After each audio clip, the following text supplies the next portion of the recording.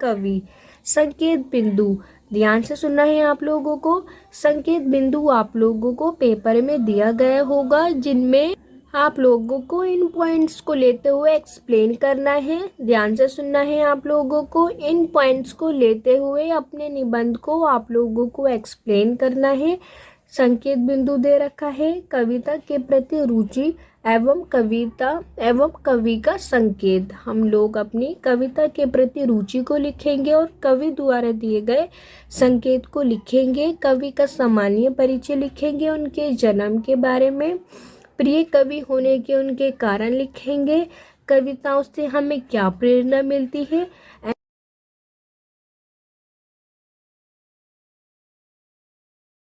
And last में हम लोग लिखेंगे उपसंहार। तो सभी बच्चे अब इसे बहुत ध्यान से सुनेंगे। कविता के प्रति रुचि के उल्लेख से कवि का संकेत। मुझे प्रारंभ से ही कविता अच्छी लगती है। मैं कविता पढ़ना और लिखना पसंद करती हूँ। मेरे सब प्रिय कवि हैं कबीर दास। वैसे तो हिंदी साहित्य के अतुल सागर में अनेक रत्न भरे पड़े हैं।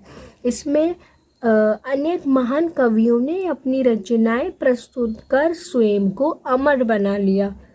सभी बच्चे बहुत ध्यान से सुनेंगे। क्या बोला है इसने कि महान कवियों ने अपनी अपनी रचनाओं को पेश किया है, जिससे वो आज खुद को उन्होंने अमर बना लिया है।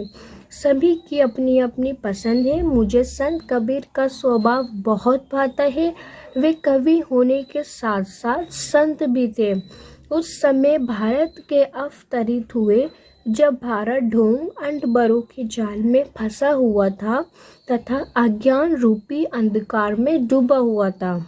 सभी बच्चे ध्यान रखेंगे कि यहाँ पे अंधकार की बात हुई है। जब अंधकार में डूबा हुआ था, उस समय कबीर ज्ञान का दीपक लेकर हमारे मध्य आए।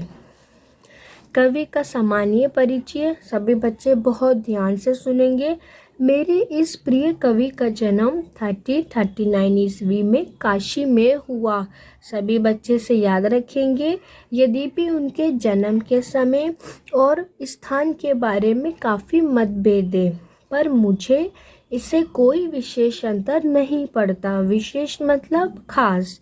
कबीर का जन्म एक विधवा ब्राह्मणी के गर्भ से हुआ। याद रखेंगे सभी बच्चे, कबीर का जन्म एक विधवा ब्राह्मणी के गर्भ से हुआ और वे बालक को लोक लाज के भय से लहरतारा नामक तालाब के पास छोड़ गईं। याद रखेंगे सभी बच्चे, कहाँ? वो लहरतारा नामक तालाब के पास उन्हें छोड़ गईं। वहीं से नीमा और नीरू नामक जुलाहा दंपति ने, याद रखेंगे सभी बच्चे, नीमा और नीरू नामक जुलाहा ने इन्हें उठाकर इनका पालन पोषण किया, इन्हें आगे बड़ा किया। इनकी शिक्षा दीक्षा भी नहीं हो पाई। कबीर ने स्वयं कहा है, आप सभी बच्चे से बहुत ध्यान से सुनेंगे, मसी कागज छुओ नहीं, कलम गही नहीं हाथ। प्रिय कवि होने के कुछ कारण।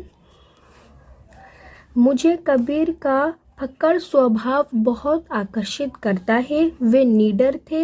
यही कारण है कि उन्होंने तत्कालीन समाज में व्याप्त ढोंग अंधबरों के विरुद्ध सशक्त ढंग से आवाज़ उठाई।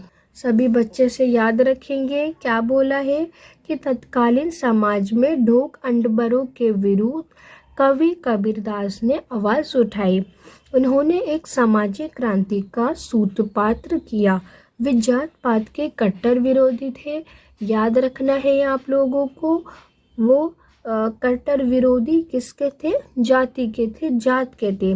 वे मानते थे जात पात पूछे ना कोई, हरि को भजे सो हरि का होई।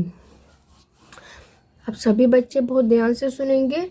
मेरा ये प्रिय कवि जिस समय पैदा हुआ, उस समय समाज पर हठयोगियों और नाथपंथी साधुओं का बड़ा प्रभाव था।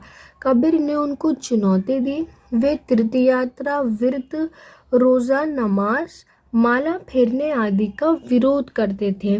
याद रखेंगे सभी बच्चे। वो तीर्थ यात्रा, व्रत, रोज़ा, नमाज, माला का विरोध करते थे। उन्होंने हिंदू मुस्लिम दोनों को फटकारा है। उन्होंने हिंदुओं को फटकारते हुए कहा, ये लाइंस आप लोगों को बहुत ध्यान से सुननी है। पत्थर पूजे हरी, मिले तो मैं पूजूं पहाड़, या तो वे चाकी भले, पीस खाए संसार। अभी सभी बच्चे बहुत ध्यान से सुनेंगे। मुसलमान को फटकारते हुए उन्होंने कहा, कांकर पाथर जोड़ी के मस्जिद लई चुनाए, तज चढ़े मुल्ला बाग दे, क्या बहिरा हुआ खुदाए। मेरे कवि कबीर निगुण ब्रह्म के उपासक थे। याद रखेंगे आप लोग, निगुण ब्रह्म के उपासक रहे थे।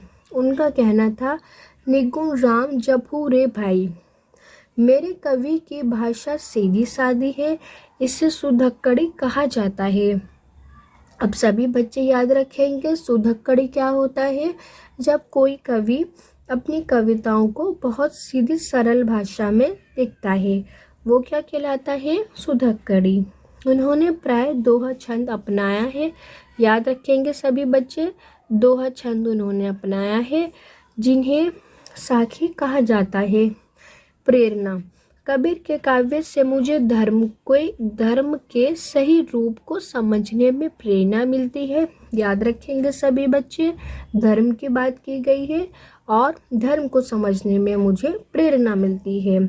उनसे समाज सेवा का भाव भी मुझ में आया है। मुझे कबीर पर गर्व है।